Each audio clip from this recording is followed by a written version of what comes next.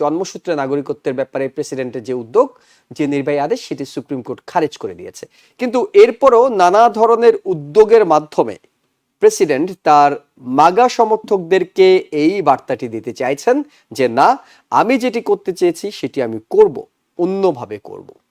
40th অ্যামেন্ডমেন্টের কনস্টিটিউশনের 40th অ্যামেন্ডমেন্টে পরিষ্কারভাবে বলা হয়েছে যে যারা আমেরিকার এই মাটিতে জন্মাবে তারা আমেরিকান নাগরিক হবে, আমেরিকান সিটিজেনশিপ পাবে। তো কনস্টিটিউশন চেঞ্জ করা খুব সহজ বিষয় নয়। বার্ড ট্যুরিজম, যেটি নিয়ে সবচেয়ে বেশি কথা হচ্ছে, এবং ট্রাম্প প্রশাসন বলছে যে সোজা আঙ্গুলে ঘি যদি না ওঠে আঙ্গুল বাঁকা করতে হবে। বাঁকা করার আঙ্গুল সিস্টেমটা কি? আপনি যখনই ভিসা দেবেন তখনই যারা বিশেষ করে গর্ভবতী মহিলা আছেন, যারা মনে করেন যে সন্তানটাকে আমেরিকাতে কোনো রকম জন্ম দিতে পারলেই তো নাগরিকত্ব, এটি রোধ করা কতটা সম্ভব হবে? আপনি যথার্থই বলেছেন যে হোমল্যান্ড সিকিউরিটি কিংবা অন্যান্য অ্যাডমিনিস্ট্রেটিভ ফাংশন যেগুলো আছে তারা এই জিনিসটাকে আসলে কি করতে পারে। অলরেডি কিন্তু অ্যাটর্নি জেনারেল অফিসের মাধ্যমে হোমল্যান্ড সিকিউরিটি এবং অন্যান্য ডিপার্টমেন্টগুলোকে কিন্তু নির্দেশনা দিয়ে দেওয়া হয়েছে আজকে যে তারা অন্যান্য যে টাইটেন বিষয়গুলো আছে সেগুলোকে যত শক্ত করা দরকার, এগুলোকে যতটুকু প্রিভেন্ট করা দরকার সেটুকু করতে হবে। তো আমেরিকার যে কোর ভ্যালুটাতে, যেটাকে আমরা অ্যাট্রাকটিভ মনে করে আপনি আমি পৃথিবীর সব মানুষরা এখানে আসি, সেটাকে যদি কোনোভাবে ডিসম্যান্টাল করা যায় তাহলে কিন্তু এটা এদেশের ফান্ডামেন্টাল একটা প্রিন্সিপালের উপর আঘাত করা হবে, যেটা সুপ্রিম কোর্ট কিন্তু হতে দিল না। জন্মসূত্রে নাগরিকত্বের ব্যাপারে প্রেসিডেন্টের যে উদ্যোগ, যে নির্বাহী আদেশ, সেটি সুপ্রিম কোর্ট খারিজ করে দিয়েছে। কিন্তু এরপরও নানা ধরনের উদ্যোগের মাধ্যমে প্রেসিডেন্ট তার মাগা সমর্থকদেরকে এই বার্তাটি দিতে চাইছেন যে না, আমি যেটি করতে চেয়েছি সেটি আমি করব, অন্যভাবে করব। 40th অ্যামেন্ডমেন্টের কনস্টিটিউশনের 40th অ্যামেন্ডমেন্টে পরিষ্কারভাবে বলা হয়েছে যে যারা আমেরিকার এই মাটিতে জন্মাবে তারা আমেরিকান নাগরিক হবে, আমেরিকান সিটিজেনশিপ পাবে। তো কনস্টিটিউশন চেঞ্জ করা খুব সহজ বিষয় নয়, আমি ওটা পরে একটু কথা বলছি। প্রেসিডেন্ট ট্রাম্প যেটা চাচ্ছেন বা চেয়েছেন সেটা হচ্ছে তার ইলেকশনে যে কমিটমেন্ট ছিল যে ইমিগ্রেন্টসদের বিরুদ্ধে একটা বড় রকম ডিসিশন নেওয়া, এবং ইমিগ্রেন্টসদের বিরুদ্ধে আমেরিকা, যদি আপনারা দেখেন তার যে আর্গুমেন্ট প্রেসিডেন্ট ট্রাম্পের ছিল তার ইলেকশনের সময়, যে এক সময় আমেরিকার সাদা জনগণ, সাদা লোক 92% ছিল, তারপরে 80%, তারপরে কমতে কমতে এখন ইমিগ্রেন্টস অনেক আমেরিকায় আসছে এবং সাদা লোকদের প্রপোর্শনেট নাম্বার কমে যাচ্ছে। এখন এরা 62-64-তে এসে পৌঁছেছেন। এখন এই যে সিচুয়েশন, অর্থাৎ আমেরিকার সাদা পপুলেশনের একটা ফিয়ার চলে এসছে যে ইমিগ্রেন্টসরা যত আমেরিকায় আসবে তাতে তাদের ক্ষতি হবে। কাজে ইমিগ্রেন্টসদের বিরুদ্ধে একটা বড় রকম পলিসি সবসময়ই আমেরিকানদের, বিশেষ করে রিপাবলিকানদের ছিল। কিন্তু এখানে দেখতে হবে যে আমেরিকা একটা ইমিগ্রেন্টসদের কান্ট্রি। প্রেসিডেন্ট ট্রাম্পের গ্র্যান্ডফাদার 1885 সালে এখানে ট্রান্সফার হয়ে এসছেন, ইমিগ্রেন্ট হয়ে এসছেন জার্মানি থেকে। তারপরে তার ছেলে ফ্রেড ট্রাম্প, উনিও জার্মানিতে গেছেন এবং জার্মানির সাথে তাদের একটা ভালো রকম ব্যবসা সম্পর্ক সবসময় রয়েছে। তো ইমিগ্রেন্টসদের ক্যারেক্টারিস্টিক এবং ইমিগ্রেন্টসদের ভুলে গিয়ে যদি আমেরিকাকে অন্যরকমভাবে ইমিগ্রেন্টসদের বের করে দিয়ে যদি চেষ্টা করে, আমার মনে হয় না এটা আমেরিকার অর্থনীতির জন্য, আমেরিকার রাজনীতির জন্য, আমেরিকার social, cultural, political, international travel, international creativity, এই যে আজকে আমরা যত আইটির কাজকর্ম দেখছি। প্রফেসর ডক্টর শফিকুর রহমান, আপনি একটি ফিয়ারের কথা বলছিলেন, ভয়ের কথা বলছিলেন যে ইমিগ্রেন্টরা আমেরিকানদের জায়গা দখল করে ফেলছে, প্রতিযোগিতা বাড়িয়ে দিচ্ছে, তাদের সন্তানরা চাকরি বাকরি থেকে শুরু করে অন্যান্য জায়গায় চলে যাচ্ছে। এই ভয়টা তো যৌক্তিক, এবং এই ভয়টা তো যে কোনো দেশের নাগরিকরাই পেতে পারেন। এটি তো তাদের রাইটস আছে যে আমার দেশ আপনি যতই বলেন না কেন এটি ইমিগ্রেন্টদের কান্ট্রি, আমি জানি না এটি মানে কথ্য ভাষায় হয়তো ইমিগ্রেন্টদের কান্ট্রি, কিন্তু এটা কোথায় লেখা আছে যে এটি ইমিগ্রেন্টদের কান্ট্রি? এটি আমেরিকানদের দেশ।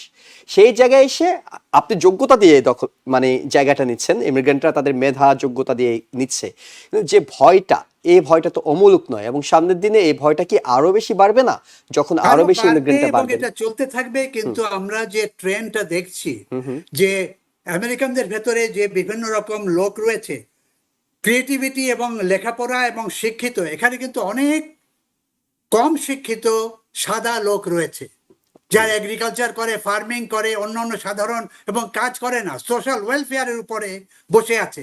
এরকমও কিন্তু একটা বড় রকম। আর অন্যান্য কালোরা এবং অন্যান্য রঙের কিছু হিসপ্যানিক লোকজনও রয়েছে যারা ডিপেন্ডেন্ট আমেরিকান ইমিগ্রেন্টস বা এখানকার আমেরিকান সিটিজেন, কিন্তু তারা সোশ্যাল ওয়ার্কের, সোশ্যাল ওয়েলফেয়ারের উপরে ডিপেন্ডেন্ট, সোশ্যাল সিকিউরিটি এবং অন্যান্য কাজের উপরে ডিপেন্ডেন্ট। আমি যেটা বলতে চাচ্ছি যে হ্যাঁ, ফিয়ারটা বাড়বে, এটা অমূলক নয়, হুম হুম কিন্তু তাতে তাদের সিস্টেমের ভেতরে কিভাবে কাজ করবে, এবং এটা তো পৃথিবীর নিয়ম, এটা হিউম্যান সোসাইটির সিভিলাইজেশনের নিয়ম।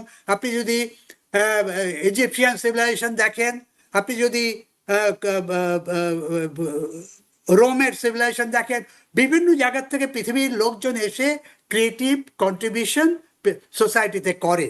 এবং আমেরিকা প্রায় 80-90% হচ্ছে তার এই ইন্টারন্যাশনাল কমিউনিটির কন্ট্রিবিউশনে এই সিচুয়েশনটা তৈরি হয়েছে। এবং আজকে যে আমেরিকান ডেভেলপমেন্ট, এটার ভেতরে ইমিগ্রেন্টসদের একটা বড় রকম ভূমিকা রয়েছে। কাজে তাদেরকে সম্পূর্ণভাবে বন্ধ করে দেওয়া অথবা জন্ম কনস্টিটিউশনালি চেঞ্জ করে ইমিগ্রেন্টসদের বিরুদ্ধে একটা বড় রকম, যারা সিটিজেন, ইভেন সিটিজেনদের বিরুদ্ধেও কিন্তু ট্রাম্প কিছু ইনিশিয়েটিভ নেওয়ার চেষ্টা করছে। তো সেটা ঠিক না, এবং সেটা পারবেও না। হাইকোর্ট সুপ্রিম কোর্টে গেলেই তারা বিভিন্ন রকম, আমরা দেখেছি যে ট্রাম্প যত কিছুই করার চেষ্টা করুক না কেন, যখনই এরা লিগাল প্রসেস এবং অন্য অন্য জায়গায় যাচ্ছে, সেখানে তার ডিফিট হচ্ছে। বার্ড ট্যুরিজম, যেটা নিয়ে সবচেয়ে বেশি কথা হচ্ছে, এবং ট্রাম্প প্রশাসন বলছে যে সোজা আঙ্গুলে ঘি যদি না ওঠে আঙ্গুল বাঁকা করতে হবে। বাঁকা করার আঙ্গুল সিস্টেমটা কি? আপনি যখনই ভিসা দেবেন তখনই যারা বিশেষ করে গর্ভবতী মহিলা আছেন, যারা মনে করেন যে সন্তানটাকে আমেরিকাতে কোনো রকম জন্ম দিতে পারলেই তো নাগরিকত্ব, খুব সহজ উপায়। তিনি হয়তো আমেরিকায় থাকেন না, অন্য দেশে থাকেন, তার যথেষ্ট সম্পদ আছেন, তাই তিনি আমেরিকাতে এসে হাসপাতালে খরচ দিয়ে হলেও একটা সন্তানের জন্ম দিতে চান। এই বিষয়ে এখন প্রশাসন, বিশেষ করে ডিওজে এবং বিভিন্ন কনসাল অফিসগুলোতে যে পরিকল্পনাটা করা হচ্ছে, সেটি সম্পর্কে একটু আপনার কাছে শুনতে চাই।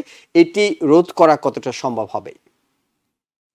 এটা মানে সরকারের সাম্প্রতিক সময়ের ঐতিহাসিক একটি ডিসিশন যেটা সুপ্রিম কোর্ট দিয়েছে। আমরা জানি যে এটা বহুদিন ধরে একটা বড় বিতর্ক তৈরি করেছিল, এবং ডোনাল্ড ট্রাম্পের যে ইলেকশন ক্যাম্পিং, দুবারই কিন্তু এই বিষয়টা তার ক্যাম্পিং এর মধ্যে ছিল, এবং সেই জিনিসটা দিয়ে একটা ফাইনাল রফাদফা হলো সুপ্রিম কোর্টের মধ্যে দিয়ে।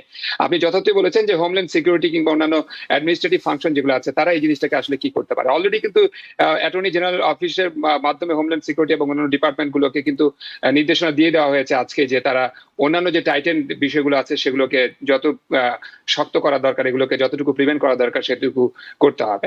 দেখেন, আমি একটা কথা বলি যে অ্যাডমিনিস্ট্রেশন কিন্তু সেটা করতেই পারে, হোমল্যান্ড সিকিউরিটি সেটা কিন্তু করতেই পারে। যখন একজন আপনি যেটা বার্ড ট্যুরিজমের কথা বলছেন, যে যখন তারা এই দেশে প্রবেশ করবে, তখন ধরেন যে বাংলাদেশ থেকে কেউ আসে, তখন আমেরিকান এম্বাসিতে সেখানে হয়তো তার বার্ড টেস্টটা করা যেতে পারে, অথবা সে যদি মিথ্যা বলে সেটা একটা ফ্রড, এবং সেই ফ্রডের মাধ্যমে যদি সে আমেরিকাতে ঢুকে সেটা যদি প্রমাণিত হয়, তাহলে তার শাস্তির ব্যবস্থা হতে পারে, এবং তাকে এই দেশে ঢোকা থেকে পরবর্তীতে বার্ড করা যেতে পারে, তাকে এই দেশ থেকে বের করে দেওয়ার, যেহেতু মানে যে বর্ন হলো সেই সিটিজেন, কিন্তু যে ট্যুরিজম নিয়ে আসলো সে কিন্তু আর এই দেশের সিটিজেন না, সুতরাং তাকে একটা জুরিসডিকশনের মধ্যে নেওয়া যেতে পারে। এরকম অনেক জটিল প্রক্রিয়া তৈরি করার মধ্যে দিয়ে এটাকে আরো শক্তিশালী করা যেতেই পারে, এবং সেটাই কিন্তু নির্দেশ দিয়েছেন ডোনাল্ড ট্রাম্প এবং তার অ্যাডমিনিস্ট্রেশন।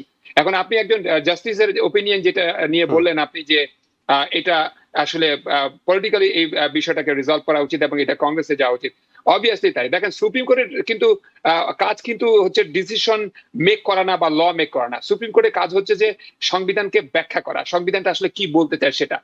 14th অ্যামেন্ডমেন্ট যেটা 1868 হয়েছিল, তখনকার আপনি পার্সপেক্টিভটা যদি আন্ডারস্ট্যান্ড করেন, তখন যে মানে আমেরিকাকে রিবিল্ডিং টাইম বলা হয়, তখন আমেরিকার শক্তিশালী হচ্ছে তার স্লেভ আসতেছে আমেরিকা, স্লেভ যখন আন্ডার জুরিসডিকশন এই দেশের লয়ের মধ্যে, আপনি স্লেভকে যদি শাস্তি দিতে পারেন, তাদেরকে যদি ওন করতে পারেন, তাহলে তাদের সন্তান এখানে জন্ম নিবে, তারা কিন্তু তারা কেন সিটিজেন হবে না? কারণ আমেরিকার যে আমাদের যে স্ট্যাচু অফ লিবার্টি, বাট আমাদের core foundation of the constitution that human liberty, that all people should be free and they should born free and everywhere they go they should be taking their freedom with them. তো আমেরিকার যে core ভ্যালুটাতে, যেটাকে আমরা attractive মনে করে আপনি আমি পৃথিবীর সব মানুষরা আমি এখানে আসি, সেটাকে যদি কোনোভাবে ডিসমেন্টাল করা যায়, তাহলে কিন্তু এটা এই দেশের ফান্ডামেন্টাল একটা প্রিন্সিপালের উপর আঘাত করা হবে, যেটা সুপ্রিম কোর্ট কিন্তু হতে দিল না।